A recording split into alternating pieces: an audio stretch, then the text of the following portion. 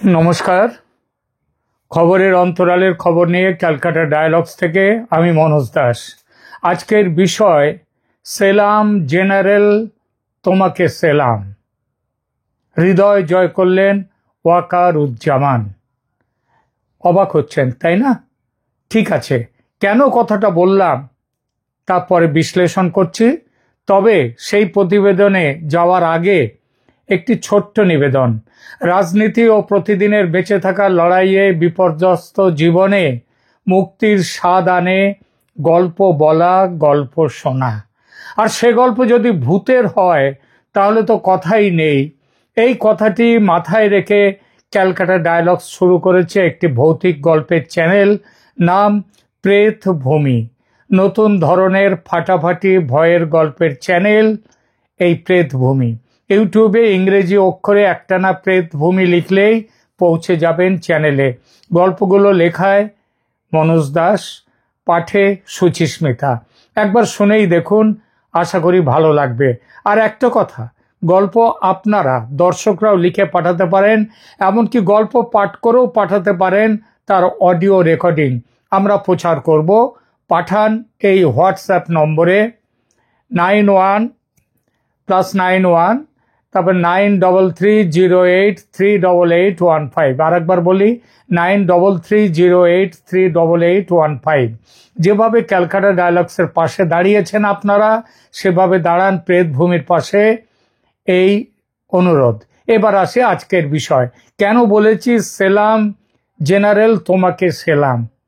এই ওয়াকারুজ্জামান সম্পর্কে এই কথা। দর্শক, বাংলাদেশের রাষ্ট্রধর্ম হিসেবে ইসলামের উল্লেখ থাকলেও সংবিধানে কিন্তু দেশটির পরিচয় ধর্মনিরপেক্ষ দেশ হিসেবে। সেখানে এখনো 2 কোটির মতো হিন্দু আছেন বৌদ্ধ, খ্রিস্টান এবং অন্য ধর্ম বিশ্বাসের মানুষ। এমন বহু ধর্মের দেশে যখন বিভিন্ন ধর্ম সম্প্রদায়ের মানুষের ধর্মীয় উৎসব থাকে, তখন সাধারণ নিয়ম হলো রাষ্ট্রের শাসনতান্ত্রিক প্রধান সেই বিশেষ ধর্ম সম্প্রদায়ের মানুষের উদ্দেশ্যে শুভ কামনা জানান, তাদের উৎসবে বার্তা পাঠান। ভারতের প্রধানমন্ত্রী যেমন বার্তা ও শুভেচ্ছা বাণী দেন হিন্দুদের ধর্মীয় উৎসবে, তেমনি মুসলিমদেরও ঈদের শুভেচ্ছা, খ্রিস্টানদের বড়দিনের শুভেচ্ছা, বৌদ্ধদের বুদ্ধ পূর্ণিমার শুভেচ্ছা, শিখদের জন্য গুরু পূর্ণিমার শুভেচ্ছাও পাঠিয়ে থাকেন সেই বিশেষ ধর্মাবলম্বীদের জন্য। ভারতের প্রধানমন্ত্রী ব্যতি রেখে রাষ্ট্রপতিও নিয়মতান্ত্রিক প্রধান হিসেবে শুভেচ্ছা পাঠান।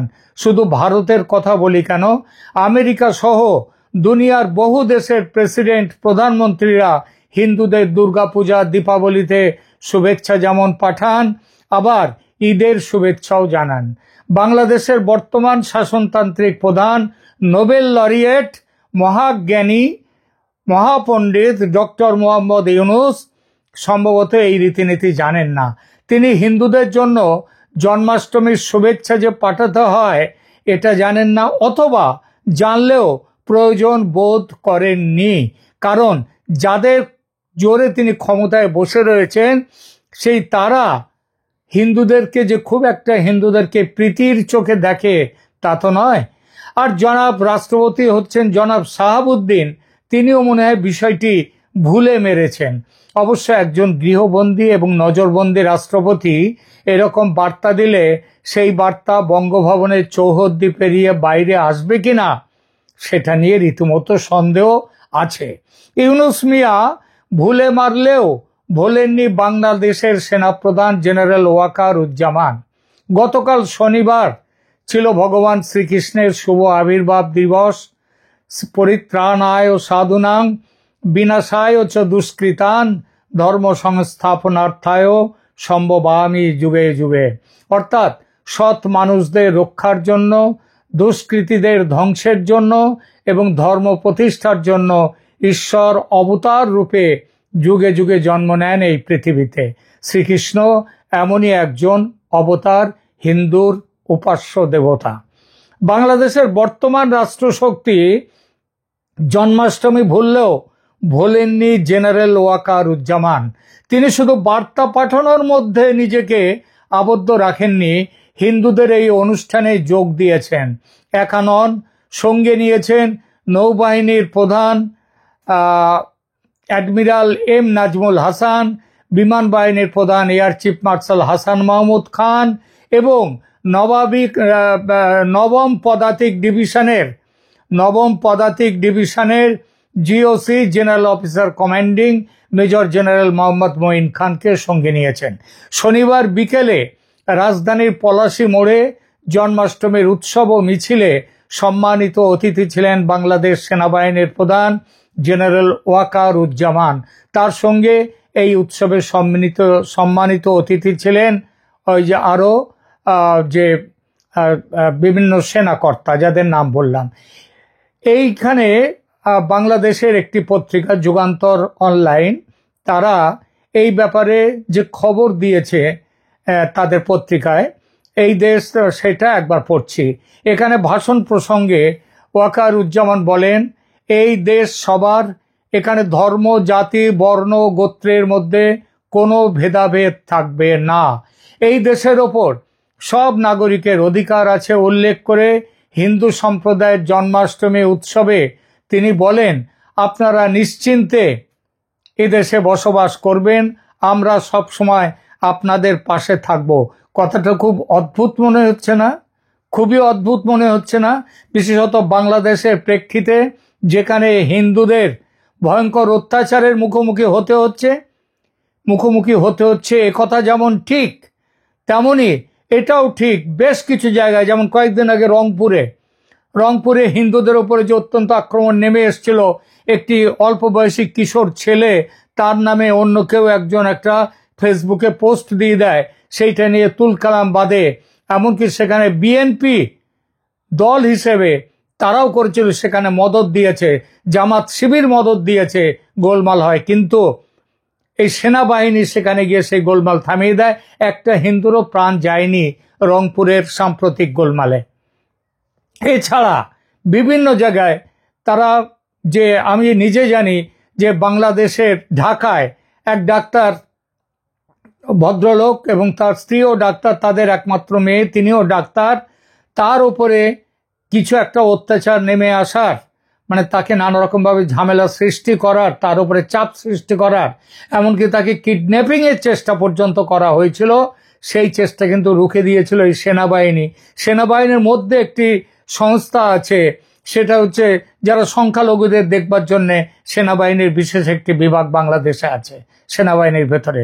তারা কিন্তু তাদেরকে যথেষ্ট পাহারা দিয়ে, তাদেরকে নিরাপত্তা দিয়ে তাদের কোনো ক্ষতি হতে দেয়নি।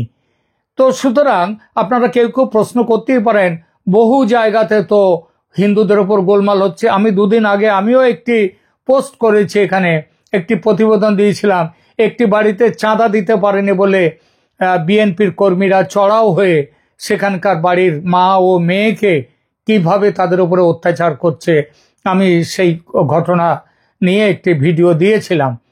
তো কেন সেখানে যাননি সেনাবাহিনী, কোথায় ছিল ইত্যাদি নানা প্রশ্ন আসতেই পারে। সেনাবাহিনী 100% ঠিকভাবে কাজ করছে, আমি একথা বলবো না, কিন্তু একথাও বলবো 100% ঠিকভাবে কাজ করা তো কোনো জায়গাতে বাংলাদেশের বর্তমান প্রেক্ষিতে সেটা ভাবাটাই একটা ভুল। তবু সেনাবাহিনী তাদের সীমিত সামর্থ্যের মধ্যে থেকেও তারা কিন্তু কিছু করবার চেষ্টা করছে। ফিরে আসি জন্মাষ্টমীর অনুষ্ঠান প্রসঙ্গে। জন্মাষ্টমীর উৎসব ও কেন্দ্রীয় মিছিলের আয়োজক বাংলাদেশ পূজা উদযাপন পরিষদ, ঢাকা মহানগর সার্বজনীন পূজা কমিটি ও শ্রী শ্রী ঢাকেশ্বরী জাতীয় মন্দির। এবং তাদের এই অনুষ্ঠানে সবাইকে সৌহার্দ্য সম্প্রীতি বজায় রাখার আহ্বান জানিয়ে সেনাপ্রধান বলেন, এই দেশে শত শত বছর ধরে হিন্দু, মুসলমান, বৌদ্ধ, খ্রিস্টান, পাহাড়ি, বাঙালি, উপজাতি সবাই মিলে আমরা অত্যন্ত শান্তিতে সম্প্রীতির সঙ্গে বসবাস করে যাচ্ছি। আজকের এই দিনে আমাদের অঙ্গীকার হবে সেই সম্প্রীতি, সেই সৌহার্দ্যপূর্ণ পরিবেশ আমরা সব সময় বজায় রাখব। এদেশ সবার, এদেশে আমরা সবাই শান্তিতে সুন্দরভাবে বসবাস করব, একথা বলেছেন সেনাপ্রধান। তিনি আরো বলেন, এখানে কোনো ভেদাভেদ থাকবে না, কোনো ধর্ম, জাতি, বর্ণ, গোত্রের মধ্যে কোনো ভেদাভেদ থাকবে না। এই দেশ সবার, সবাই আমরা এই দেশের নাগরিক, আমাদের সবার সমান অধিকার এদেশের উপরে আছে এবং সেভাবেই আমাদের সামনের সোনালী দিনগুলো দেখতে চাই। সনাতন ধর্ম অবলম্বীদের উদ্দেশ্যে তিনি বলেন, এখানে বাদ্য বাজছে, এই আনন্দে আমাদেরকে সাথে নেয়ার জন্য আমি কৃতজ্ঞতা প্রকাশ করছি। আপনারা নিশ্চিন্তে এদেশে বসবাস করবেন এবং আপনারা ধর্মীয় উৎসব আনন্দের সঙ্গে উদযাপন করবেন, আনন্দের সাথে উদযাপন করবেন। আমরা একসঙ্গে এই আনন্দ ভাগাভাগি করব। আমি আশা করি ইনশাল্লাহ এই উৎসব সবসময় জারি থাকবে, মিছিল সবসময় জারি থাকবে। আমাদের পক্ষ থেকে যত ধরনের সহযোগিতা আপনারা চান, ইনশাল্লাহ সেই সমস্ত সহযোগিতা, সাহায্য সহযোগিতা আপনাদেরকে দেব। সেনা প্রধানের বক্তব্যের আগে নৌবাহিনীর প্রধান অ্যাডমিরাল এম নাজমুল হাসান তিনি বলেন, জন্মাষ্টমী কেবল একটি ধর্মীয় উৎসব নয়, বরং শান্তি, সম্প্রীতি এবং মানবতার এক উদাত্ত আহ্বানও। শ্রীকৃষ্ণের শিক্ষা, জীবন আদর্শ শুধু অসত্য অন্যায়ের বিরুদ্ধে রুখে দাঁড়ানোর সাহসী যোগায় না, একই সঙ্গে অসহায় আর্ত মানবতার পাশে দাঁড়াতে এবং সমাজের সাম্য, ভ্রাতৃত্ব, সহনশীলতা ও সম্প্রীতি প্রতিষ্ঠায় গভীরভাবে অনুপ্রাণিত করে। শ্রীকৃষ্ণের জীবন আদর্শ সম্পর্কে বিমান বাহিনীর প্রধান air chief marshal Hasan Mahmud Khan তার বক্তব্যে বলেন, সত্যের পথে অটল থাকতে হবে, অন্যায় ও অবিচারের বিরুদ্ধে সাহসিকতার সঙ্গে রুখে দাঁড়াতে হবে, সবার সঙ্গে সৌহার্দ্য, সহমর্মিতা ও ভালোবাসার সম্পর্ক গড়ে তুলতে হবে।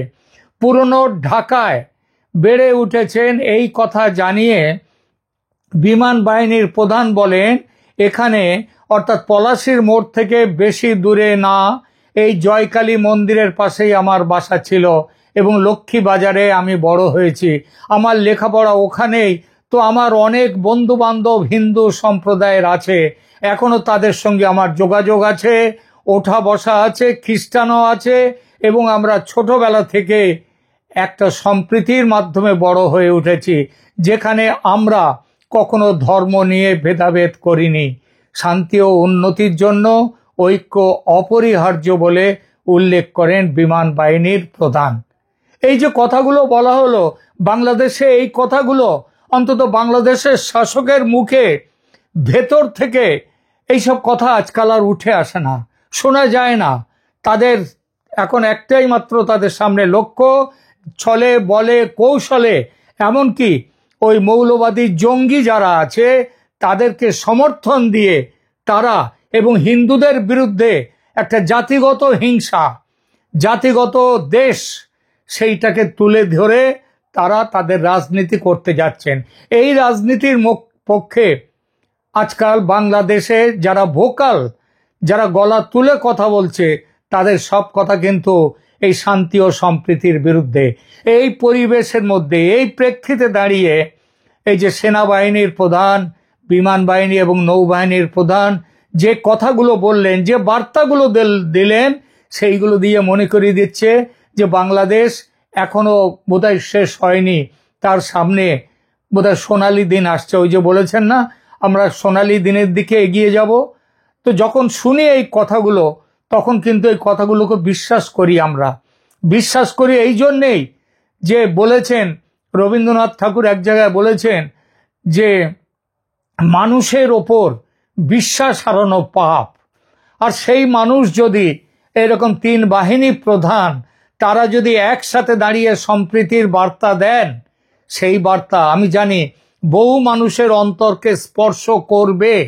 আজ বাংলাদেশ যে ভয়ঙ্কর অত্যাচারের, ভয়ঙ্কর দুর্বিষহ অবস্থার মধ্যে পড়েছে, সেখানকার সংখ্যালঘুরা যেভাবে নির্যাতিত হচ্ছে, সংখ্যালঘু পরিবারের মা বোনের তাদের সম্ভ্রম যেখানে প্রতি মুহূর্তে লুণ্ঠিত হচ্ছে, সেই পরিবেশে কিন্তু ওয়াকারুজ্জামান এবং তার দুই সঙ্গী, দুই বাহিনীর প্রধান, নৌবাহিনী, বিমান বাহিনীর প্রধান, যে বাণী, যে বার্তা আজ দিলেন দেশের মানুষের উদ্দেশ্যেও, সেই বার্তার জন্যে, সেই বার্তা আমি নিশ্চিত অন্তত মানুষকে সামনের দিকে ঠেলে নিয়ে যাবে, পেছনের দিকে ঠেলবে না। আমরা আশা করব সেনাপ্রধান এবং তার সঙ্গী দুই বাহিনীর প্রধানের কাছে আশা করব যে আপনারা রাজনীতি আপনাদের কি না কি, আপনারা তো রাজনীতি করতে আসেননি, আপনারা এসছেন দেশকে রক্ষা করতে, দেশের মানুষকে রক্ষা করতে।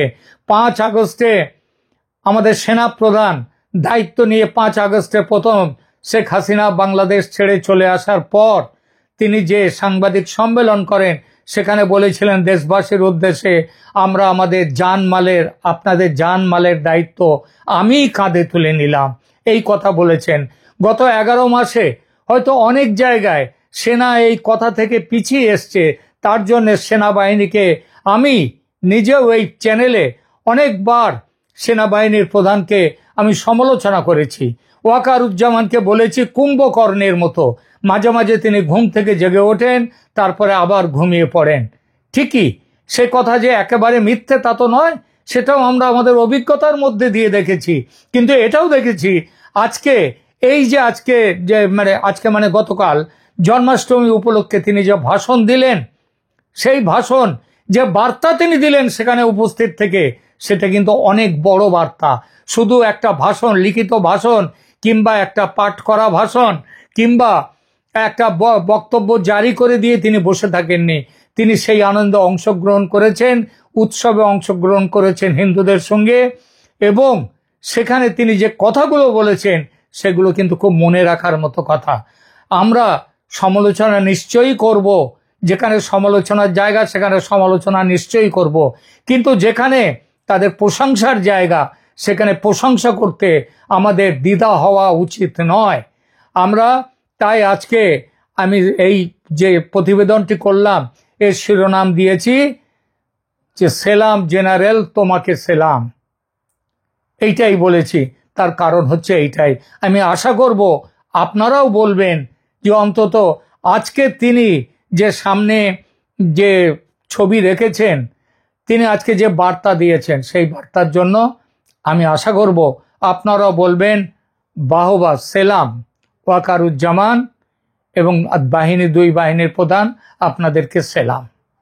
আজকের মতো, এখনকার মতো এখানেই রাখছি। ভালো থাকবেন, ধন্যবাদ।